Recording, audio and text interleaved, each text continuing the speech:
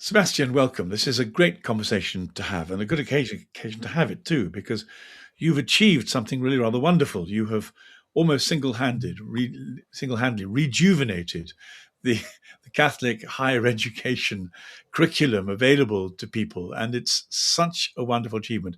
You've been appointed a professor at St Mary's Twickenham, and you've got a course on the books that is going to inject new Catholic vigor and intellectual imagination uh, into into the public diet. Tell us about it, and let's celebrate it, and look at some of the issues that flow from this conversation, some of which are going to be very bright and happy and positive, and others are going to cause us to stumble a little bit. But let's see where we go.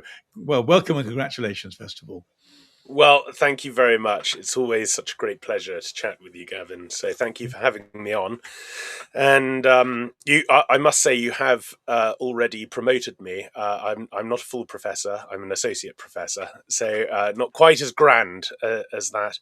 But Well, first of all, let us point out we're talking two different languages once again. As far as the Americans are concerned, you're a professor. okay, fine. It's only in English that we have this wonderfully gradated. Are you absolutely? Do you have a chair? And well, I do have a chair. So I've been. Well, how can you be an associate professor and having a chair? Well, they must have changed the rules on me. Go on. Indeed, it's the first. It's the first gifted chair in the history of St Mary's University, and it was gifted to the university by a wonderful man called Mark Bruce Smith, who is a very devout Catholic businessman who has lots and lots of scholarly interests. And he is he's not an academic, but he is what the 18th century saw as the kind of ideal, the gentleman scholar, the man of letters.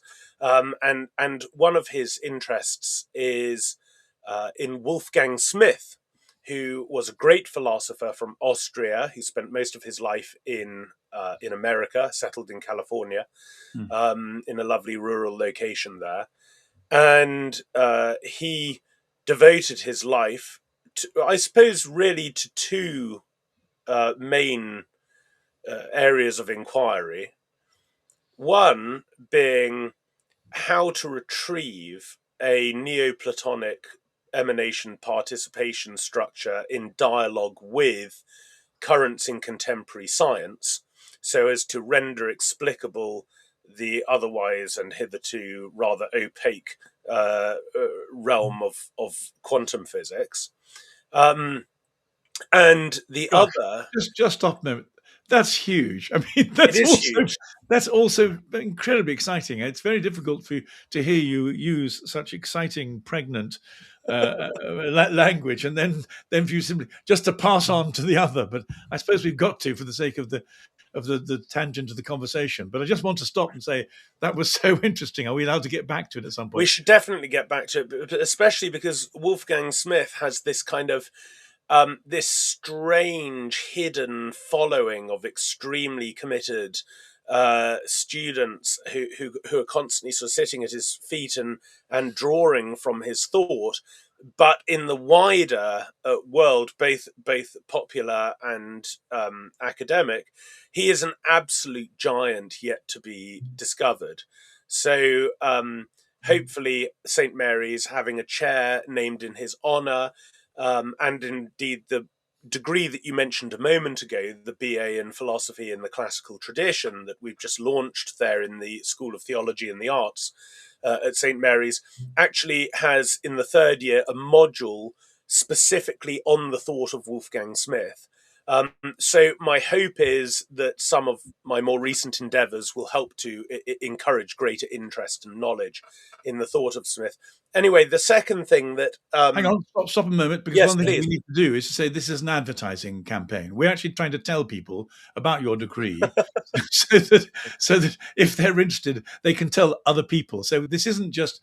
We haven't. I mean, in a sense, it sounds like you've just mentioned the degree in passing, but the attempt of our conversation is not to have it mentioned in passing. It's to put it absolutely solidly in front of people, so that if you have anybody who wants to do a degree in philosophy with Catholic tuition, and as we're going to explain in a minute, be reintegrated into the inheritance of our whole civilization, there aren't many other places that will offer what you're doing. You're going to need to big that up a bit in a moment, aren't you? So this is, I mean, I think what I'm doing is I'm appealing to the educational salesman in you first, before before we go off and indulge ourselves in some of the tangents of thought that are going Sure. to arise from this. Do you want to just do the sales pitch so we've done it? Well, I can if you like. It's certainly you're right in that it's just been launched. What, 5 days ago? I think 6 days ago. Um, your listeners, I would invite them to go onto the St Mary's website and look up the degree in philosophy in the classical tradition. Really, the reason I wanted to develop this course and write the modules and get it off the ground as quickly as possible is because for the last what, 7 years, I think, um, before going back into academe, I've made my living as a writer, and as an independent author, and that time has been very important to me because it's given me the time to reflect on actually where we are as a crumbling, ebbing, waning civilization, and what one needs to do in the face of widespread civilizational collapse. One of the problems we have at the moment is that many people believe that civilizational achievement is synonymous with technological achievement. Mm. So they assume that because they've all got iPhones in their pockets, we must have reached new levels of civilization, whilst there is even accumulating data to show that blood flow to our prefrontal cortex is actually diminishing because we've subcontracted so much of our cognition to the machines on which we are now wholly dependent. And so, actually, many people think, for example, that the rise of AI is uh, an example of machines becoming more and more human. It's actually the opposite. The rise of AI is humans becoming more and more like machines. Hmm. And so the question is, as our minds and by extension our souls are colonized by a collapsing civilization that's giving way to a kind of technologized dystopia, what do those who recognize that as a serious danger to our eternal destinies, what do we do? And well, there are many things that we can do, but one of the things that I knew I could do was try to rejuvenate and reinvigorate tertiary education a little bit, so that those who wanted to access their own civilizational inheritance and develop their minds and approach philosophy as it was understood in the classical world, not in the modern world as kind of playing with concepts and system building and so on, but actually a pathway of intellectual and volitional and spiritual transformation uh, as a preambula fide for the achievement of union with the one on which on whom all is contingent. That's the philosophy I wanted to offer, because actually the alternative is a huge injustice. The alternative is that despite the fact that the world is full of those who should be able to claim this intellectual inheritance as their own birthright, they are having it taken away from them. In fact, many people don't even know that we are the inheritors of this great treasury of wisdom. So I thought, well, here's in the end, Gavin, the fact is cathedrals are built one stone at a time. And here's my little stone that I'm offering. It's not exhaustive. It's not going to solve all the problems that we're facing, but each of us can just do our little contribution in the face of a challenging situation, and this is mine. It's a huge achievement. Let me put it in some kind of overall context. I mean, first of all, the pursuit of philosophy during my lifetime has been weighted very heavily towards the kind of dull, empirical pseudoscientism of logical positivism. And mm, if you wanted to go to university, as I might have done at one stage, and say, "Could I please spend some time getting to know Aquinas and Plato and Aristotle very well?" There wasn't anywhere to do it because mm. it was simply out of favor. It was one of those, backwaters for antiquarians. So first of all, philosophy in this country has been extremely hard to access, and Roger Scruton and his whole exile is a Yes. symptomatic of that takeover by that, but sort of rather sterile empiricism. Everything was only real if you could measure it, and also the arts pretending to be scientists. I mean, I remember even when Mm, I signed up as a law to study law, I was hugely suspicious of this movement that said, "Well, really, lawyers are social scientists," because science was the coming edifice that everyone had to climb to the top of. But that's a long way around saying that you couldn't even do philosophy in most places of a traditional kind. Traditional being everything pre pseudo enlightenment our civilization was built on. And the next thing was there weren't many institutions you could do this. I mean, I just before COVID, I came to St Mary's, wonderfully delighted because your former vice chancellor was going to offer me an honorary chair in order to promote a free speech program with half a dozen much better known public intellectuals. This was immensely exciting, and COVID killed it stone dead. But mm. as far as I could see, yours was about the only university when a vice chancellor with that kind of imagination and commitment, happened to be Catholic, could happen. It wasn't happening anywhere else. So now he's retired. COVID's happened. This is the wheel has turned, and the turning wheels brought you into this faculty, which is very exciting. And this is your stone, but we shouldn't take it for granted. It's not just your stone. You're planting it in one of the very few places that you'd be welcome. I mean, I imagine as a disciple of Scruton, your card is marked, isn't it, in a lot of other educational establishments? That's certainly true. I mean, the fact that I was trained by Roger, and on top of that, I've written quite a lot of articles and books, and given various talks, and I've been associated with various political parties and lobbying bodies, all of which are deemed unfashionable. Let's put it that way, in the kind of progressive, quote unquote, woke world. Yeah, but So unfashionable is a euphemism for semi-cancelled. I mean, I mean, yes. you're being very polite, but I think we need to be a little bit more red-blooded with. I mean, effectively, three quarters cancelled is what you mean by unfashionable. Yes, and I have been directly cancelled. I've been Yeah, prevented.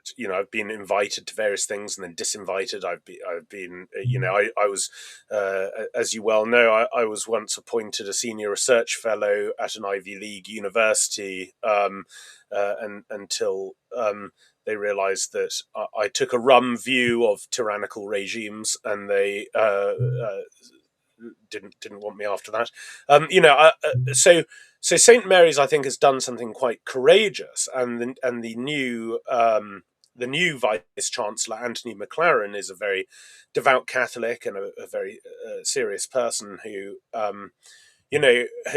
leading the institution in, I think, very creative ways, and the institution has attracted some brilliant people. I mean, in my faculty, you have people like Stephen Bullivant and Jack Bull and Jacob Phillips and Jeremy Pilch, and just some really wonderful, serious scholars, um, whom I hold in very high regard. So it's great to call those people my colleagues. And St. Mary's is in the process of trying to retrieve more and more its Catholic identity as a Catholic university, an institution, especially in what have come to be known as the humanities, in the School of Theology and the Arts, where students will be able to come and receive a true Catholic, humane, if you like, pre-modern education. Of course, that means an education in dialogue with currents in contemporary scholarship, but unlike so many institutions, it doesn't think it's appropriate to simply be dismissive of the pre-modern world. On the contrary, so that it's I'm delighted to be at St Mary's. Let me add something more, if I may say so, just on the Mm, grounds if anyone's listening, listening to this, thinking, should I encourage my offspring there, or do I want to go there myself? One of the pieces of background radiation we need to talk about is the fact you really can't go to university in this country, and I'm going to say some areas it must be the exception to this, without falling prey to the whole woke background culture that infiltrates absolutely everything, from student union activities and clubs to the kind of people who get appointed as members of faculty. Because if you don't subscribe to the whole woke agenda, then you won't get a job. I mean, it's simply if you were to express your belief in heterosexual marriage as being the foundation stone of our civilization, you won't get appointed. I mean, that's the relationship between unfashionable and censorship I was trying to draw out earlier on. So, in other yeah. words, there are very, very few places left where you could go and not be propagandized by the new culture. And St Mary's is one of them. It's a genuine safe space in the best sense of the word, in the right sense of the word, and it ought to be celebrated that that's where you've put this course and placed your stone. It's funny you say that, because one of the things that's quite striking about the university, and is immediately obvious to anyone who's been exposed to other institutions, is that St Mary's is a surprisingly unactivist campus. You just don't see the rainbow flags and the trans flags and the Palestine flags and you don't get all the chanting in the cafeteria, and that sort of thing doesn't go on. No doubt students and faculty members have their political, moral, and social commitments and express those, but um, it's not expressed theatrically, performatively in the same aggressive way as is so prevalent in other institutions. Now, saying that, I think among some at the university, I have perhaps a bit of a rep for being uh, a slight hot potato, and there are certainly members of staff at the university who might look sideways at me as I walk down the hallway. But that sort of thing doesn't bother me, and it shouldn't bother anyone. I mean, that's what it is to work in an environment with other human beings. So uh, that it's a what's happening at St Mary's is wonderful, and I really do hope that some of your listeners, or if they have family members who are approaching university age and they're thinking about philosophy, but let's say they're in the United States and they want a Catholic humanities education, or they want a Catholic philosophy education at tertiary level, that they think about this institution, they think about St Mary's and the degree course that we've developed there. And I also hope that people on this side of the Atlantic, people in the United Kingdom, because one of the really big problems that we have in Britain at the moment is a kind of relentless brain drain, where you get these young, particularly young people from Catholic families who are bright and thoughtful, and from an early age have perhaps been in a prayerful environment where challenging philosophical, political, theological questions are occasionally discussed. And they think when they get to university age, I'd really like to pursue this in a more serious way. And what happens is they go off to Thomas Aquinas College or Christendom College or Steubenville or whatever, understandably so, because these are marvelous institutions. And they go there and they become highly developed, interesting, erudite young people, while simultaneously they fall in love with their, future spouse who they're sitting next to in the classroom. And of course, they never come back. Mm. Um, and so we lose constantly really wonderful um, young Catholic, thoughtful people to the United States all the time. And hopefully, this program will contribute to mitigating that a little bit. And people will come and study with us, and then they'll, meet their future spouse at St Mary's and stay in the United Kingdom. Is there anything about the course that you want to draw people's attention to? You've constructed it, and in my experience, if one's put a course together, there are bits one's often unusually proud of and would like to, like to tell people about. Is there anything you want to draw our attention to?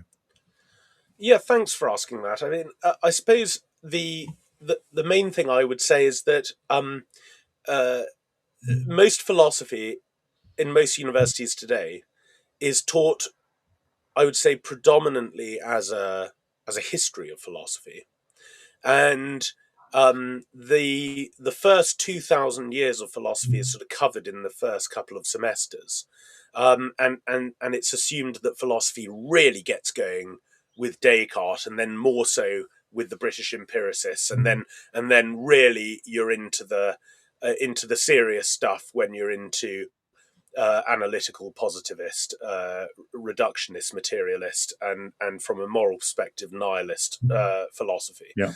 And so if you do have a greater sense of your civilizational inheritance, and perhaps even the spiritual, religious, even mystical deposit that we are heirs to, that's going to get well and truly deconstructed.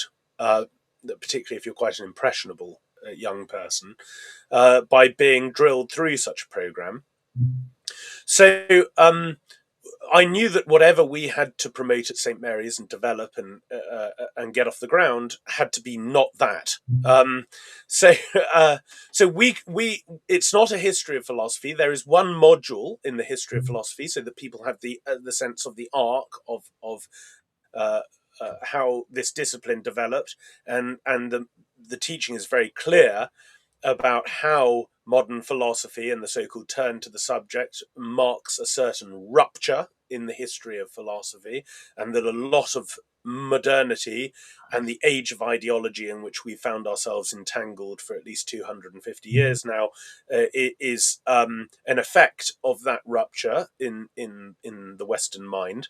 Um, but other than that, we follow the normal structure of philosophy. So that would go metaphysics, answering the question of what is being; epistemology, answering the question how do I know what is being; philosophical anthropology, uh, what is this thing that's thinking about being; um, ethics, now I know what this thing is that's thinking about being, how ought I to behave; uh, political philosophy, now I know how I ought to behave, how ought I to live in community with others; and finally, uh, natural theology and cosmology. Now I know all of these things. What is the end for which I exist? And so the whole it follows the classical structure of a philosophical program. Um, and you know, Gavin, for some time now, I have insisted, and I'm very far from unique on this, because there are a number of people who are highlighting this in very interesting ways at the moment.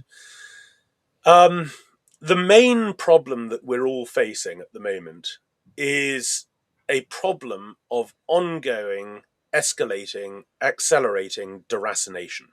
We are all being uprooted. And when you are uprooted, you are highly manipulable. You are totally vulnerable when you no longer have roots.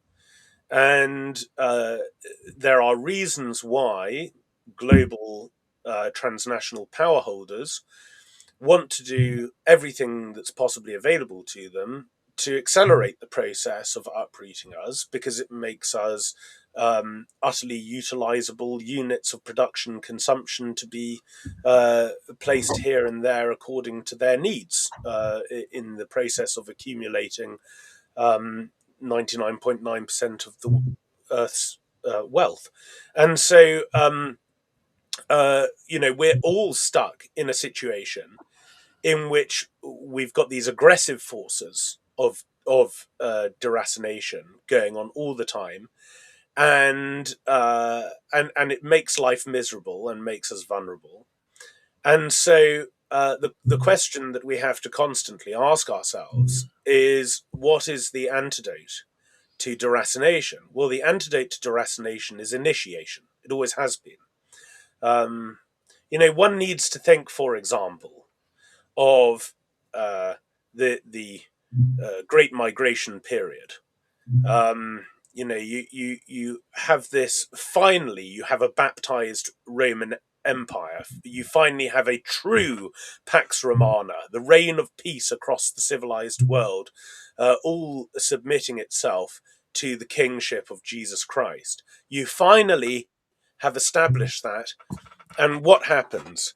The Vandals and the Visigoths and the Ostrogoths and the Saxons and the Lombards and the Mongols and every tribe you can think of suddenly comes rampaging across the nascent Christendom and destroys it before it really gets going. And this was an unbelievably painful period in the history of the West. And all of these people shared, even though they were all enemies with each other, they did share something in common, which was their hatred of Christians and their commitment to the pagan gods. Well, even though very few of us have woken up to the full seriousness of our current situation is at least analogous to that. Yeah. Our civilization is being bulldozed. The barbarians are inside the gates, and we are becoming completely and utterly uprooted. Well, what was the upshot of that? What happened within a few centuries? What happened was medieval Christendom. It was, you have the Great Migration period ending in the 10th century, and by the 13th century, the whole of Europe is covered in cathedrals and universities and hospitals, and there's a wonderful folk culture and then a high culture developing. And nobody a few centuries beforehand could have anticipated that at all. Can we stop and talk about this for a moment? This is really very, very exciting, and it touches on questions I've had and spent a long time working through and got stuck with because I was a Protestant. And the problem was that there was that the Protestant questions were malformed, and all the answers were going to be Catholic. So that was one of the reasons why it took me a long time to understand it. But I began to read widely about the conversion of Europe because I wanted to know how we got from what the Enlightenment propagandists called the Dark Ages. They were nothing of the kind. To the High Middle Ages, which I always have taken both in terms of architecture, art, philosophy, prayer, to be the summit of human achievement. And one of the things that I began. So there are two things that I thought were important, and I mention them now because I'm wondering, we're looking at the parallels. One of the things we clearly have to do is we have to re-evangelize in the same way as if we were just going to create the new second version of the Middle Ages out of the pagan deracination you described. But it seemed to me that two things. First of all, the presence of an enormously holy people who the evangelistic monks. St. Martin de Tours is my kind of favorite one, but all the ones who went through Europe, but also monasticism. Monasticism seems to me to be absolutely critical, and without it, I can't imagine it happening at all. And so I'm wondering if one of the things that we as Catholics should be thinking about is a renewal of monastic life, and I see this. I see Rod Dreher, although he's constantly talking about don't misrepresent what I mean by fleeing to the hills. I see one of the things he's suggesting as a recapitulation of communities. They might not be celibate. Celibacy doesn't seem to me to be an absolutely essential ingredient.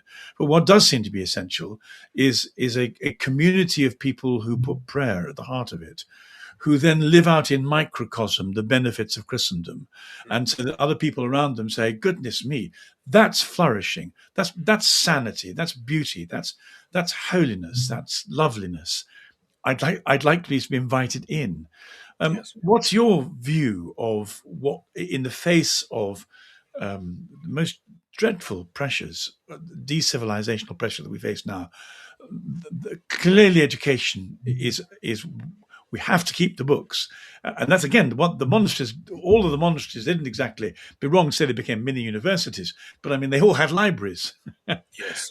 and it was Yes. absolutely that was the enterprise. Can you take some of those muddled thoughts and reconfigure them for the present moment? No, they're not muddled at all, Gavin. I mean, you're dead right. And as you know, I wrote a book called Mysticism, Magic, and Monasteries. The second half of that book is about what I think is an imperative for the church to resituate monastic life at the heart of its greater charism, because as we've moved from a consecrated monastic liturgical church to a clericalized managerial church, we've lost that sense of the heart of the church being the consecrated life, particularly the contemplative life. And I think that that's been very dangerous, and so the church is going to have to rediscover that. That is for sure. Um, the trouble is, I am not the Pope, so I can't write an encyclical about the centrality or the priority of monastic life. And I'm not myself a monk. I'm a married man with children, and so what I know is that's not my role. But in that period, you're right. You have Boniface going off from Britain to go and evangelize the Germanic tribes, and you have Saint Columbanus going off from Ireland across the European continent and eventually ending up in the Italian peninsula, and all of these tribes, like the Lombards, who of course become the Mm. people of Lombardy, and the Huns becoming the people of Hungary, and the Franks becoming the people of France, and so on. The Christian nations in embryonic form all end up getting evangelized and baptized by these courageous monastic figures in that period. But something else happens, which I think is really, really important, which is what happens with the the temporal authorities in that period. So you have someone like Charlemagne, and Charlemagne, uh, whilst baptized, is essentially behaving like a kind of pagan, Mhm. marauding barbarian, and he accumulates vast amounts of wealth by going about and plundering other northern tribes. I mean, that is how he becomes such a powerful person. And the church clearly, the hierarchy, looking upon this state of affairs, sort of makes a strategic decision and says, "Look, we've either got to bring this guy in and institutionalize him, or get eaten by him." That's the those are the options available to us. Then, of course, the imperial title is transferred by the Pope on Christmas Day 800. He becomes the Holy Roman Empire emperor in the West. And what does Charlemagne do at that moment? He sends out emissaries all across the world, the known world, and he says, "Find me the wisest man on earth, and bring him to me so that he can civilize us." Mm. He responds to the church's treatment of him. He sees that suddenly, with this, with the church bestowing this new nobility on him, comes this moral imperative to respond and to become the man that the church is asking him to become. And eventually they come back with this rather obscure Yorkshireman called Alcuin of York. And Alcuin of York is considered by that point in history to really be the only person who really has imbibed fully the classical liberal arts tradition and integrated them into a Christian curriculum, and has kept alive that classical initiatory wisdom tradition of Christendom. And he comes to the court of Charlemagne, and he begins the long, arduous, difficult process of civilizing what is essentially a bunch of beer sloshing barbarians, and he succeeds, and it is really the great step to what becomes the High Middle Ages that we, you know, all stumble in the shadow of to this day. So you know, I have a great devotion to Alcuin of York. I think he is an absolute giant in the history of our civilization. And so the question for me is, how can I do something? Of course, it will be a poor attempt at imitating whatever he achieved, but what can I do? Learning the lessons of the past. What can I do in this current situation? Well, I can keep, to the best of my knowledge, I can keep that tradition going in the post that I have ended up in at St. Mary's. And there will be some young, brilliant people who will come and they will say, I want to be initiated and inducted into my own civilizational inheritance so that I don't become a slave. If the trajectory of the modern world is one Mm. of a new kind of global slavery, I myself will not be a slave. And in that sense, it's the Augustinian position. You know, for Saint Augustine, slavery is ultimately an interior condition. And so you know that's the imperative. The imperative is, in the midst of the modern trajectory, how do we not become slaves? Well, here's one way. Here's one little way to do it. That's very helpful, very clear. Thank you. One of the there are two contrary forces we might discuss before we finish. One is artificial intelligence, and the other is totalitarian political censorship. But before we do, I think one of the great hopes we have, again, is the Augustinian phrase.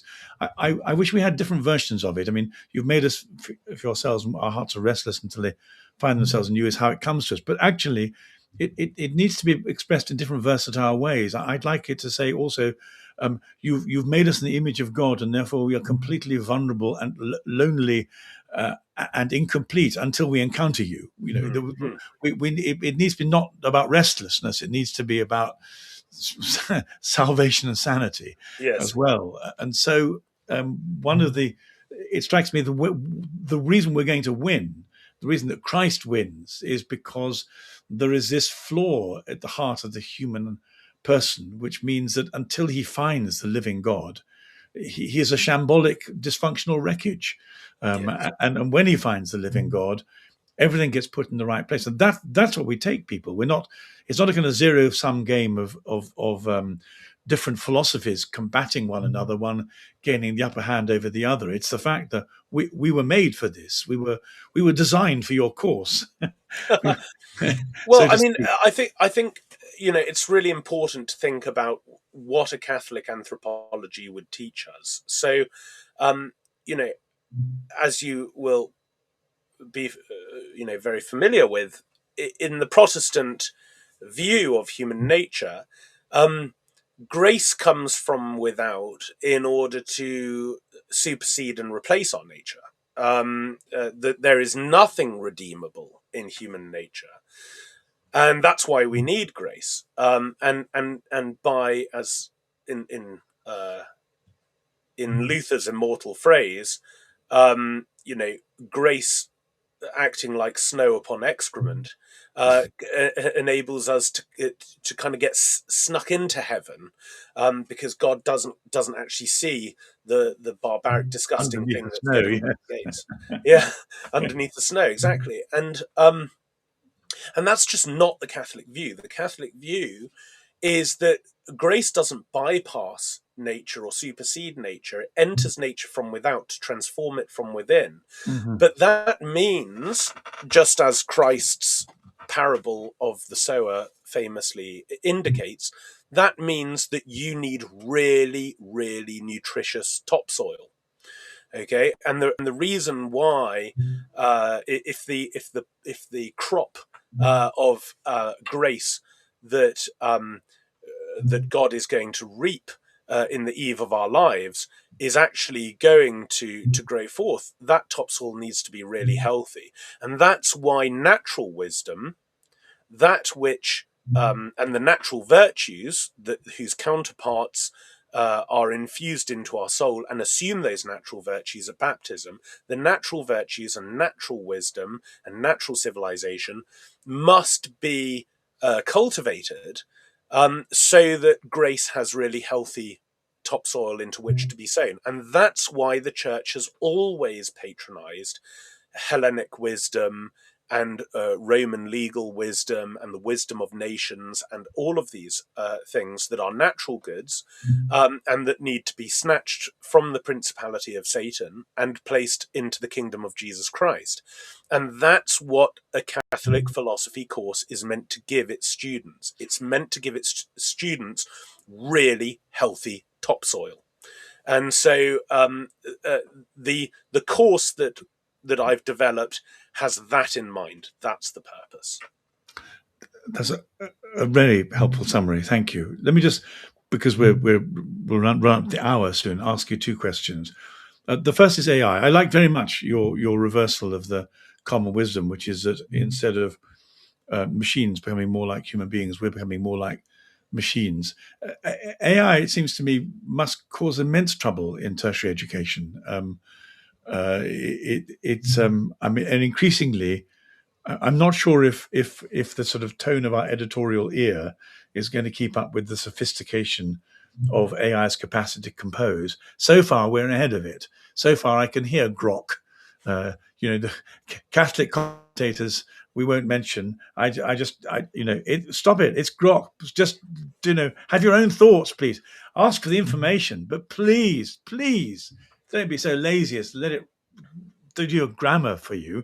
I hope that AI won't outstrip our capacity to recognize when we're being imitated like this. And the problem is sterile. That's the trouble. Yeah, There's no artistry in it. It's always the same bloody pattern yeah, semantically, which is I'm really quite cross when I hear the Esperanto of grok yeah. emerge from, but that doesn't mean it's not difficult to pick out when people write essays. How on earth are you going to manage now to mark in an undergraduate environment, and also how are we going to persuade people that they have to um, develop the muscularity of the sort of the gymnasium of the head, rather Yes. than constantly refer to the open book of AI with immediate access. I suppose one of the answers is that AI is garbage in, garbage out. It's only if you know how to ask intelligent questions will you get the right information. So to some extent, you've got to be in a position of asking the intelligent questions. But again, this is a rather muddled presentation of my own difficulties. You must have thought about No, it more. you're right. I mean, it's a real danger when it comes to tertiary education, and it's an ongoing and at times not entirely dispassionate conversation that's going on among faculty members at our university and other universities. How are we going to manage the rise of AI? Already, we are receiving essays in some of the schools of higher education at St Mary's that are or seem to be 100% AI constructed. It's now that may not be the case because some students will just get AI to write their essays for them, subcontract the whole thing, and then they're basically being plunged into student debt while simultaneously getting nothing for it, which is a kind of self-defeating thing to do. But students don't always think with the prudence that they're supposed to. Um, the uh, now it might not be the case. It might be the case that students write their essays, then they put their essay through AI in order to get a sophisticated spell checker or whatever, and then when you use an AI tracker on their essay, it will pick it up as 100% AI because it's been run through AI. Mm. So this is there are kind of layers of Yeah. problems.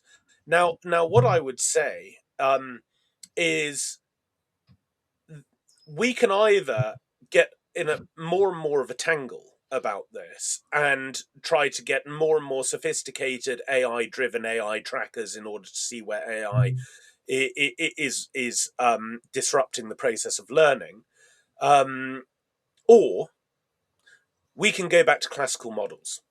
So right now, I teach on the theology course because, of course, the philosophy won't be launched until September of this year. So, whilst writing a monograph at the moment and doing work to publicise the rise of the philosophy department, I'm also teaching modules on theology, particularly the more philosophical modules. And I have said to the students, the majority of your mark is going to come from your oral presentations, Mm, not your written presentations. And mm. if you come in with an essay and read it to me, I'm going to take a pretty rum view of that. I want you to come into the classroom with 5 bullet points and speak for 15 minutes from those bullet points. And at the end of that, there's going to be 5 to 10 minutes in which I'm going to interrogate the claims of your presentation, and your peers are going to interrogate your claims. And that is how you are going to obtain your mark for this module. And so suddenly, the classical craft, not only of memorization, but of Superb. rhetoric and Oh, eloquence no. and all of these things that people like Seneca and Cicero privileged and thought was so important This to is have what elevated. Augustine did. This is Exactly. yeah, absolutely. Professor of rhetoric. Yeah, yeah, Exactly so. And the trouble is that because we moved for now over a century to purely written yeah, examinations, yeah. these classical skills of rhetoric and eloquence have been lost. But actually, that's not window dressing. Being able to convey yourself properly and articulate your arguments is part of learning itself. It's part of knowing what you know. And so we can start to retrieve some of these classical ideas. And I would also say, let's bring back written essays. They don't have to be long. They can be Mm, 500 words or whatever.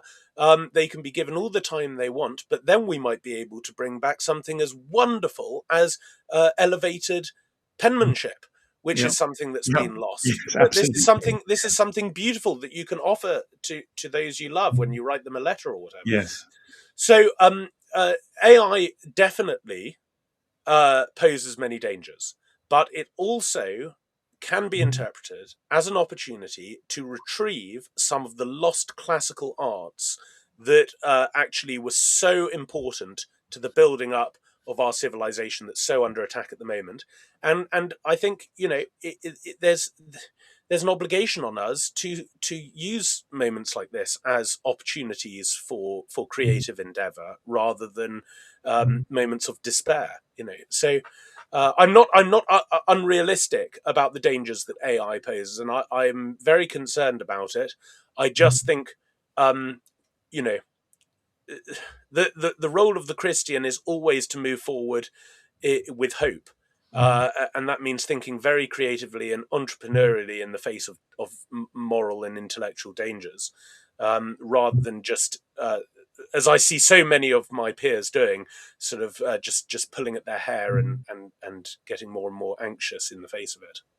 That was a very exciting answer and really, and very sort of redemptive, recreative. Thank you ever so much. That's really very nice to know that's been thought out that way and that this can happen. And well, yes, I won't make it autobiographical. No need to put myself into it. That's great. Let's just these last few minutes, if I may, to ask you about despair, political apocalyptic realism of what's going to happen in this country. I've seen for a while now. I think probably it became evident to me somewhere about the year 2000. But and I don't anymore take pleasure in being right, but the trajectory was about right.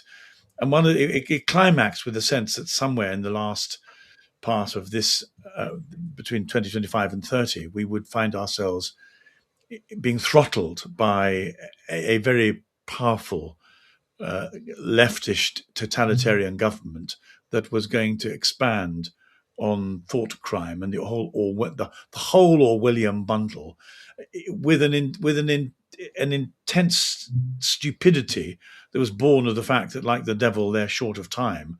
They know they won't have much time to do it. It's pretty well exactly what's happening at the moment, and I look at the next couple of years with real apprehension. And wonder is there anything at all I can do to put as a as as part of my civic duty to put a spoke in the works. And Yeah. I think part of one of the ways I see myself as a Catholic apologist online is trying to do exactly that. By articulating what the difficulties are, both ideologically, intellectually, metaphysically, as well as politically. I'm less competent politically than I'm more confident elsewhere. But I want to Mm. ask you, it seems to me it's going to collapse when Islam steps out of the closet and says we are now sufficiently vigorous, sufficiently here, sufficiently demographically present, sufficiently political muscular. Thank you very much for smuggling us in your left wing Trojan horse, but we can do it on our own now. And Hullebuck's book Submission, which was published on the day that they killed the Charlie Hebdo journalists, seemed to me to be the most prescient form I'd seen, at least in imaginative literature. So, having seen what is almost certainly going to be coming, what there you sit in St Mary's, having produced this wonderful little oasis of hope. How are you going to stop it being turned off at the tap by either the left wing ideologues, for whom what you're doing is a most profound ideological threat, and once again by this rejuvenated, demographically infused Islam, which isn't going to take any prisoners because it never has done? Yes, well, I don't have an exhaustive answer. I think the dangers that you identify are very, very real. You know, I was recently doing a study on the Arab conquest in the 7th century of North Africa, and it's very interesting. I mean, Islam, historically at least, wherever it has gone, it has killed everybody. Yeah. When they went across North Africa, they killed everybody. When they went into Christian Egypt, they killed everybody. Asia Minor, everybody. When the Mughals entered India, it was a complete bloodbath. When Charlemagne's uncle, uh, um, Charles Martel, had to stop them when they had got as far as, well, 2/3 of the way through France. That it was really just a bloody rampage. So the And uh, it was only the invention of stirrups and the leather saddle mm, that yes, gave the technological upper hand to the West. I mean, amazing, yes. let's Um, imagine that that was part of God's provision. Sorry, just well, to indeed, keep no, on. no, no, you're right. And I was speaking to a friend of mine recently who's a Sikh, and she was saying that the the constant century after century massacres of the Sikhs in the Punjab by the Islamic invaders.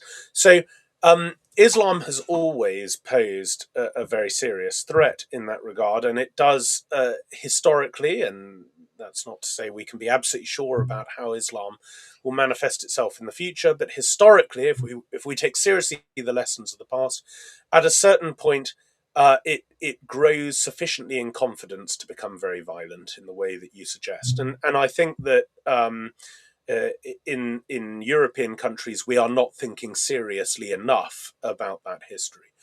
Um, in terms of the rise of the aggressive left, I mean, I find the government of Sir Keir Starmer extremely interesting. From a Christian perspective, I think that Providence has given us this government in order for us to see what it would be like to be governed by an AI. To Keir Starmer is almost like an AI chatbot. This kind of perfectly soulless robotic creature who just operates almost purely algorithmically. Um, and he's almost a kind of vision of what it is to be a human being once completely emptied of personhood. It's kind of terrifying in that respect. Um, so the challenges are are very, very real. Um, it's been particularly difficult for me because, as you know, my relationship with the surrounding countryside here is very deep, and that is there's really kind of a death by a thousand cuts going on in that regard. You have the drink driving limit, the family farm tax, the attack on the green belt, the attack on trail hunting, the attempt to merge Section 1, Section 2 firearms so that people can't do crop protection anymore or manage their land properly. They once you put together all of the various legislative policies on our rural culture, it's quite clear that this is an all-out assault to destroy, particularly because British culture has historically been agrestic. In a way, you just have to look at the fact that almost all French novels are urban and all English novels are rural, because our culture is so agrestic. Apart from Dickens, funnily enough, who Mm. managed to make the cityscape look like hell. So that should teach us something. Um, you know, there's what you're describing here, Gavin, is this kind of pincer movement, right? Yeah. It's the aggressive technological left that is desperately trying to uproot us as quickly as possible so as to turn us into slaves. And those power holders are utilizing this incredible influx of a Muslim presence, which has a deracinating effect. You see it here everywhere, where people are desperately moving out of the towns and the cities into the countryside. They're uprooting themselves from places where perhaps their families have lived for 100 years or so, because they're trying to escape the fact that suddenly, in the space of 10 or 15 years, their streets have been totally transformed, and they no longer can credibly call it home anymore. That's also a process of deracination, and of Yeah. course the leftist power holders like that. So again, I would take you back to my initial point, and I understand that it's vague and not exhaustive, but I still think it's true, which is that the antidote to deracination is initiation.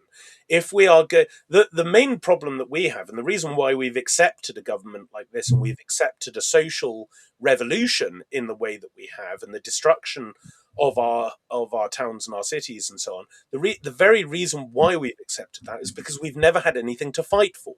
Yeah. By the time you completely and utterly destroy a people culturally and spiritually, what are we going to fight for? I mean, you can stick up all the St. George flags you like on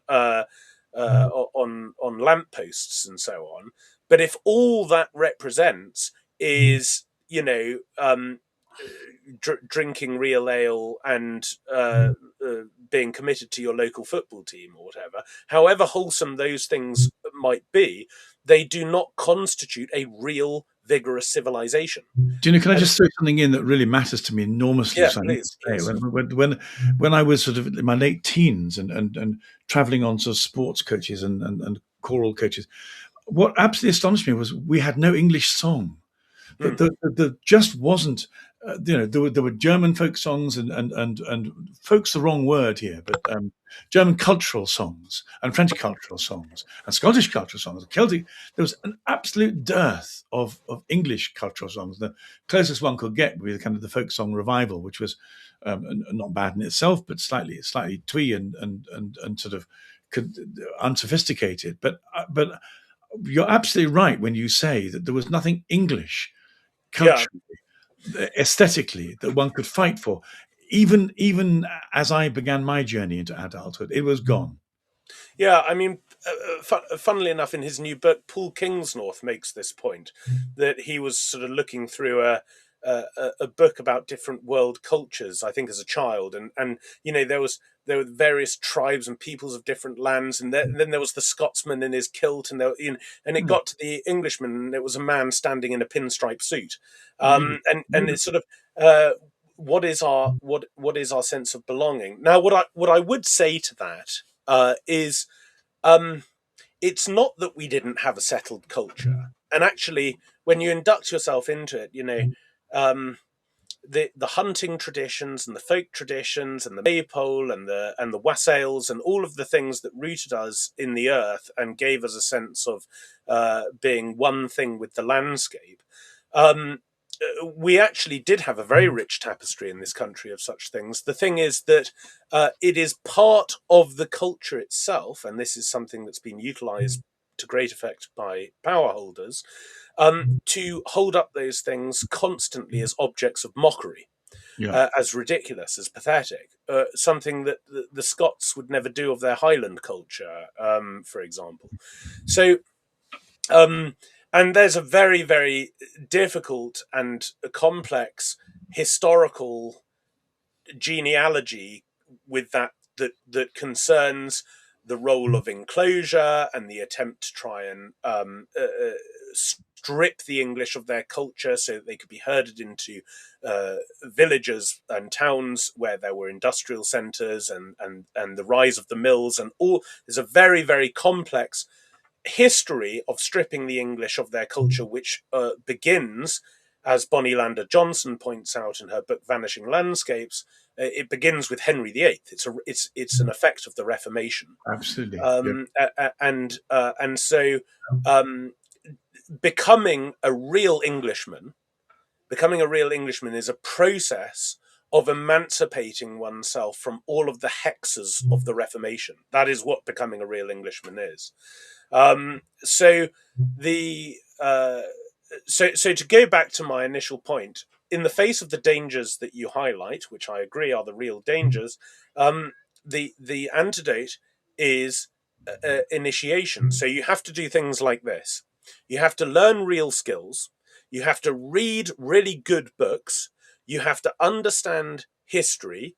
You have to be reasonably fit and strong, and you have to. And here's the most important one. So I've saved the most important to last. You have to worship your creator, and you have to worship him in a way that actually honors him, that is actually worthy. And so you have to. Uh, I mean, ultimately, of course, you and I would say you have to become Catholic. You have to find yourself in a truly rich, ancient liturgical context, and you have to give worship to God, because given that what is that there are various ways in which you can talk about human nature. You can say human nature is distinct by being a rational nature. Human nature is distinct by being a political nature. Human nature is distinct by, as Aristotle said, a risible nature. We're the only animals that laugh. Mm. But what's ultimately the case about human beings, what's really definitive of us, is that our nature is doxological. If you do not worship your creator, you are not human. It's as simple as that. And so, and that's the only way out, I'm afraid. And those who saved our civilization in the past did so because they had something to fight for. Namely, they understood that they were the sons of God, and so that's there is no other way. I think the doxological imperative you describe is absolutely central to the reconstruction of of micro communities. I'm not quite sure what to use really, but I mean, I'm looking for a contemporary version of monasticism that isn't entirely contingent upon celibacy. I mean, maybe it always has to be. I'm not sure. I mean, I can't work that out. But certainly, we have to have doxologically prioritizing communities where all the things you described are an integral part of both the individual and the corporate uh, um, self-understanding. What was that lovely phrase? To become an Englishman, you have to set yourself free from the hexes of the Reformation. What do you remember? You said it about 5 minutes ago. I thought that's very good. I've got to give. Can you? Can you? What were the Well, no, exact I think words? that's what I said. I think you Yes, said it yeah, perfectly. very Yeah. good indeed. No, I love that. I mean, that's such a good phrase. Good, Sebastian. We probably ought to come to let that be the climax. This has been a wonderful conversation. I've enjoyed it so much, and there's so much hope in it.